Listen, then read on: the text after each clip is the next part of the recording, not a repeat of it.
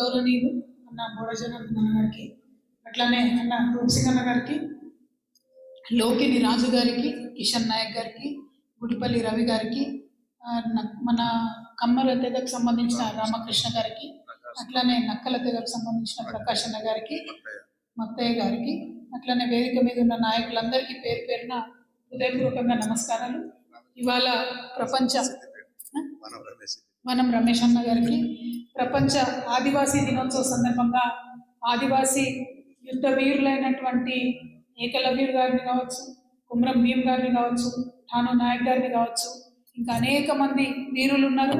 వారందరికీ కూడా విప్లవ ఉద్యమాభివందనాలు తెలియజేసుకుంటూ తెలంగాణ రాష్ట్ర వ్యాప్తంగా ఉన్నటువంటి ఆదివాసీ సోదరులందరికీ కూడా మరొకసారి ధన్యవాదాలు, అభినందనలు.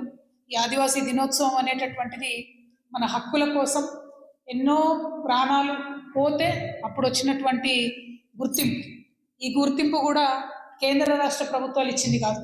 ప్రపంచవ్యాప్తంగా ఏదైతే ఐక్యరాజ్య సమితి ఉంటుందో వాళ్ళు ఒక తీర్మానం చేసి ప్రపంచవ్యాప్తంగా ఉన్న ఆదివాసీలకు ఏ దేశం చూసుకున్నా, అది అమెరికా చూసుకున్నా, ఆస్ట్రేలియా చూసుకున్నా, న్యూజిలాండ్ చూసుకున్నా, ఎక్కడ చూసుకున్నా, ఇండియా చూసినా, ఏ దేశం చూసినా, ఆఫ్రికాలో మరీ దారుణంగా ఆ దేశంలో ఉన్నటువంటి మూలవాసులైనటువంటి నేటివ్ ప్రజలందరినీ కూడా సంహరించి నాగరికత పేరుతోని వారి యొక్క భూములు దోసుకొని, వనరులు దోసుకొని మనందరం కూడా పెద్ద పెద్ద బిల్డింగులు కట్టుకున్నాం. దానికోసం అందరం కూడా అనేక సందర్భాల్లో బాధను కూడా వ్యక్తం చేసినాం. కొన్ని దేశాలు, ఆస్ట్రేలియా లాంటి దేశాల్లో ప్రధానమంత్రి పార్లమెంట్లో క్షమించండి ఆదివాసులు అని చెప్పి కోరినటువంటి పరిస్థితి. వాళ్ళు క్షమించమని చెప్పడమే కాదు, మొత్తం దేశం అంతా కూడా తీర్మానం చేసి పెద్ద ఎత్తున పార్లమెంట్లో ఏర్పాటు చేసిన ఒక చార్టర్, అంటే నేటివ్ అబారిజినల్ ఇండిజినస్ పీపుల్ని మేము అన్యాయం చేసినామని చెప్పి దేశమంతా కూడా క్షమాపణ కోరినటువంటి సందర్భం ఆస్ట్రేలియాలో చూస్తున్నాం. మరి అక్కడ పరిస్థితులకు ఇవాళ భారతదేశంలో పరిస్థితులకు చూసుకుంటే ఎంత దారుణం అంటే, ఇవాళ ప్రపంచ ఆదివాసీ దినోత్సవం ఏ ఒక్క పేపర్ కూడా రాయలేదు. ఒకటే ఒక్క వామపక్ష పత్రిక ఆదివాసీ దినోత్సవం గురించి సంపాదకీయం రాసింది తప్పితే మెయిన్ స్ట్రీమ్ పేపర్స్ ఎవరైతే ఉన్నాయో ఒక్క పేపర్ కూడా, ఒక్క ముక్క కూడా ఇలా ఆదివాసీ దినోత్సవం అని రాయలేదు. పోనీ రెండో విషయం ఏంటంటే, మన భారతదేశంలో అనేక మంది ప్రాణాలు అర్పించి మా అడవుల మీద మాకు హక్కు రావాలని కొట్లాడితే ఫారెస్ట్ రైట్స్ యాక్ట్ వచ్చింది 2006లో, ఇది 2026. ఫారెస్ట్ రైట్స్ యాక్ట్ చట్టం వచ్చి 20 సంవత్సరాలు అయింది. ఆ ముక్క కూడా ఏ ఒక్క పేపర్ రాయలేదు. అంతర్జాతీయ ఆదివాసీ దినోత్సవం గురించి ఒక పేపర్ రాయలేదు. భారతదేశంలో మనోళ్ళు చేసిన త్యాగాల గురించి ఏ ఒక్క పేపర్ రాయలేదు. అందుకే ఒక ఆదివాసీ కవి బాధపడుకుంటూ ఒక మాట అంటాడు: ప్రతి పర్వతాన్ని, ప్రతి అడవిని, ప్రతి నదిని, ప్రతి చెట్టును ఒక పటంగా మార్చేసిండ్రు. నేల తల్లికి ఒక ఫైల్ నంబర్ ఇచ్చిండ్రు. ఇప్పుడు ఆ నేల తల్లి మీదనే నాకు హక్కు లేకుండా చేసిండ్రు. నా నేల నాది కాదని అంటున్నారు.